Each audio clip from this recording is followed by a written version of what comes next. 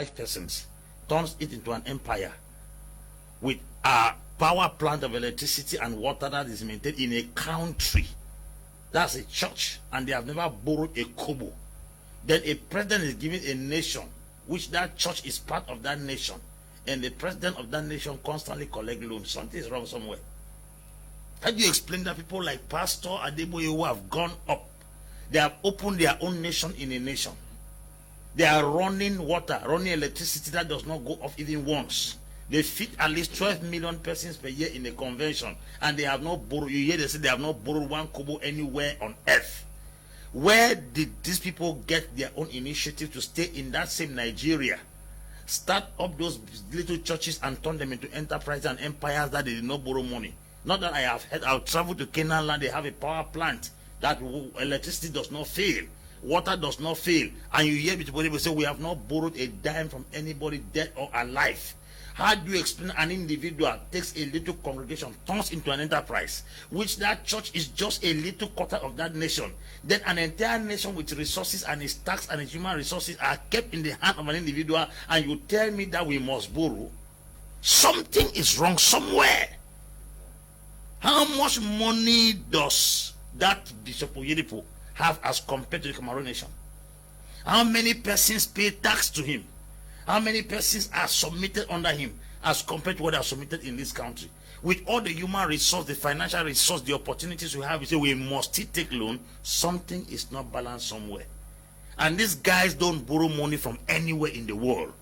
They don't take loan from any bank in the world. Are you telling us that church pastors are more intelligent, more managerial, and better skillful than our presidents who head a whole nation? Because the resources of the country are at the disposal of the presidents of that country. How many persons have these guys transformed? We abuse and insult them every day, but yet they are the ones making the impact that we, our presidents and people who run nations, cannot manage. So when we keep giving us, when they keep giving us the impression we must borrow money, we must borrow money, we must borrow money, is a very serious concern to me as an individual. Yeah, but Asian nations, how are they surviving? That is the question we are talking about. I told you that a World Bank agent was sent to Asia to go and borrow money. They did not go. Where did Singapore come from? Singapore has just a port. They don't have the cocoa we have. They don't have rubber. They don't have coffee. They don't have pepper. They don't have manganese. They don't have bauxite. They don't have iron. They don't have gold. They don't have all kinds of diamonds and the things we have here. Singapore has just a port. Imagine heavyweights like China, Indonesia, Malaysia, Japan are in Asia, but they have set up their port in a standard whereby you cannot do without the Singaporean port in the whole of Asia. America does its import and export in Asia through the Singaporean port. And Singapore is the cleanest country in the world under the leadership of a single individual who took them from nothing to something. Why did they not go and borrow money from International Monetary Fund?